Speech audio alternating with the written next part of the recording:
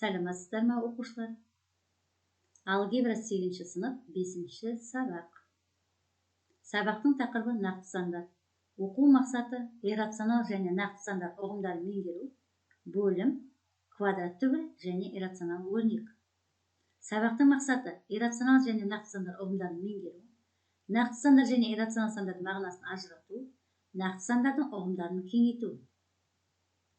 Олай болмаса сабағымызды ширату жаттығулардан бастайық. Я немесе жоқ әдісі. -8,16 бүтін сан. Қалай ойлайсыңдар? Я ма, жоқ па? Әрине жоқ. 5 бүтін сан. Иә. 5-тен 2 натурал сан. Әрине жоқ. 8/112 рационал сан дейді. Я ма, жоқ па? Әрине иә. 3 натурал сан. Иә.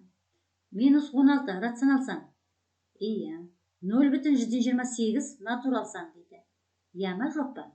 Әрине жоқ. Енді біздер қайталау сұрақтарына назар аударайық. Шексіз ондық бөлшектің қайсысы рационал сан, қайсысы иррационал сан дейді. Біздер өткен сабақта айтып өттік.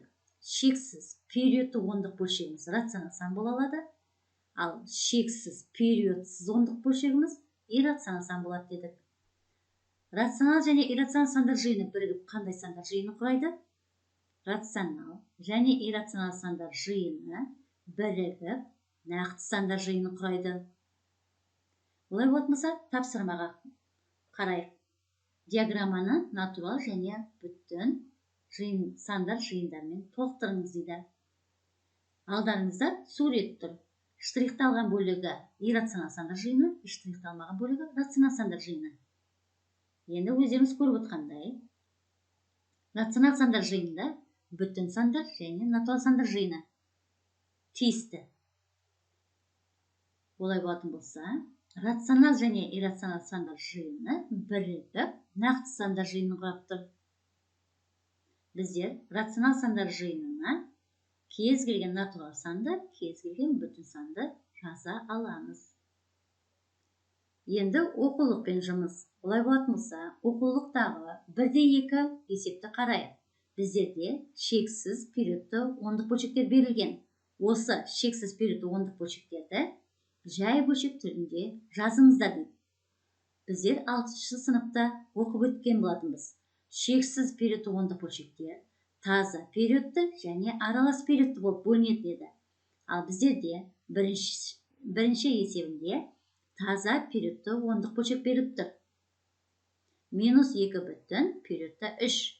Оны жай бөлшекке айналдыру үшін -2 бүтін жазып қоямыз. Периодта қанша сан бар, сонша бөлшектің бөліміне 9 жазамыз. Ал мына периодтағы сан жазамыз. Сонда -2/9-дан 3 қысқартамыз. 9 бен 3-ті -2/3-тен 1. Ол тең -3-тен 7. Яғни аралас санды дұрыс бөлшекке айналдырдық. Бұл есепке біздер бірінші формуланы қолдандық. Екінші есебінде 5 бүтін 0 периодты 6. Бұл шексіз периодты ондық бөлшекті жай бөлшекпен жазу үшін 5 бүтін жазып қоямыз. Периодта бір сан бар, олай болса 1/9. Бүтін бөлік пен периодтың арасында бір таңбалы сан тұр, 0. Олай болса 1/0 жазамыз. Ал мына периодтағы саннан бүтін сан мен периодтың арасындағы санды азайтамыз. 6-дан 0-ді азайтқанда 6. Сондықтан 5/90-нан 6 шығады. 6 мен 90-ды қысқартамыз. 5/15-тен 1. Бұл жағдайда біздер екінші формуланы қолдандық. Енді үшінші есебін қарайық. -12 бүтін периодта 124. Олай болатын болса, біздер -12 бүтін жазып қоямыз. Периодта 3 таңбалы сан тұрғандықтан 3/9 жазамыз. Сонда 999. Ал алымына периодтағы сан жазамыз. 124. Сонда -12 бүтін 999-дан 124 сан шығады. Төртінші есепте 4 бүтін 121 периодта 31. Бұл санды жазу үшін біздер 4 қосу 0 бүтін 121 периодта 31 деп жазып алуға болады. Бұл шексіз периодты ондық бөлшектерді біздер жай бөлшекке айналдыру үшін 4 бүтін жазып қоямыз. периодта 2 таңбалы сан тұр. Олай болса 2 9 жазамыз бөлшектің бөліміне. Бүтін сан мен периодтың арасында 2 таңбалы сан тұр. Олай болса 2 0 тіркейміз. Сонда 9900 шығады. Ал алымына периодтағы бүтін сан мен периодтың арасындағы санды және периодтағы санды тіркеп жазып, одан азайтамыз. Бүтін сан мен периодтың арасындағы санды азайтып жазамыз. Сонда 4,9900-ден 2110. Осы бөлшектерді 10-ға қысқартып жіберетін болсақ, 4,990-нан 211.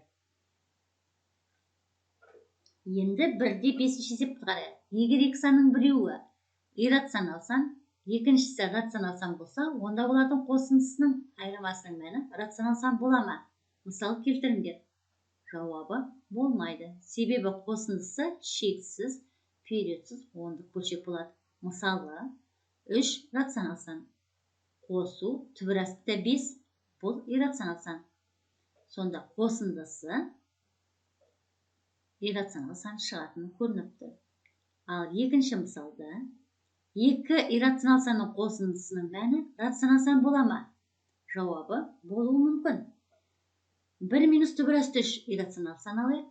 Қосылған түбір асты 3 бұл да иррационал сан болсын. Минус түбір асты 3 пен түбір асты 3 жойылып 0 деп береді де 1 шығады. Сонда бізде рационал санға тең болып тұр.